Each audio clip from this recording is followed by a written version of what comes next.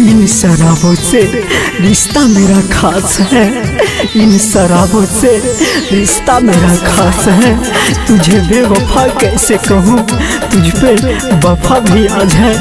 जब से तू गई है मेरी हस्ती उजाड़ कर, उस दिन से ये मेरी जिंदगी उदास है। यही छियौ शराब गे जा पिहियै छियौ शराब गे, पिलाबै छौ मोर जान। दर्द से ज्यादा तोर याद गे, तड़पाबै छौ मोर जान। दर्द से ज्यादा तोर याद गे, तड़पाबै छौ मोर जान। रही रही के दिनों रात गे, रोबाबै छौ मोर जान। दर्द से ज्यादा तोर याद गे, तड़पाबै छौ मोर जान। दर्द से ज्यादा तोर याद गे, तड़पाबै छौ मोर जान। हर मोड़ पर जुदाई मिला, ढूंढने चला था खुशी, तन्हाई मिला। मैंने तो अपनी जिंदगी तेरे नाम किया था, पर तुझसे भी बेवफा ही मिला। टूटी गेले प्यार कैसन छेलै नसीब गे, रहल न जाने तू तो हमारा करीब गे जान। टूटी गेले प्यार कैसन छेलै नसीब गे, रहल न जाने तू तो हमारा करीब गे।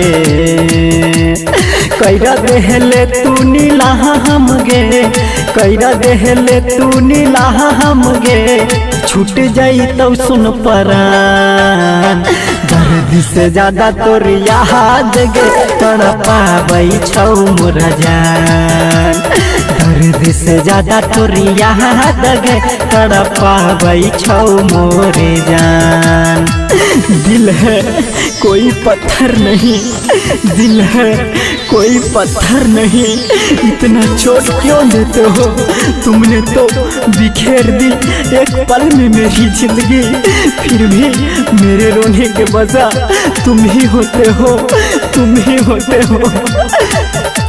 निरमल बिनई के उजड़ गेलै दुनिया, कैसन प्रीत निभैल गे रनिया जा। निरमल बिनई के उजड़ गेलै दुनिया, कैसन प्रीत निभैल गे रनिया।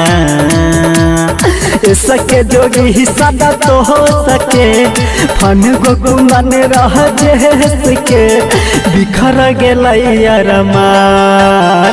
दर्द से ज्यादा तोर याद गे, तड़पाबै छौ मोर जान।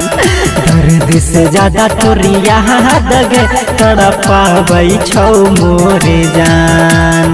पिहियै छियौ शराब गे, पिलाबै छौ मोर जान। दर्द से ज्यादा तोर याद गे, तड़पाबै छौ मोर जान। दर्द से ज्यादा तोर याद गे, तड़पाबै छौ मोर जान। दर्द से ज्यादा तोर याद गे, तड़पाबै छौ मोर जान। दर्द से ज्यादा तोर याद गे, तड़पाबै छौ मोर जान।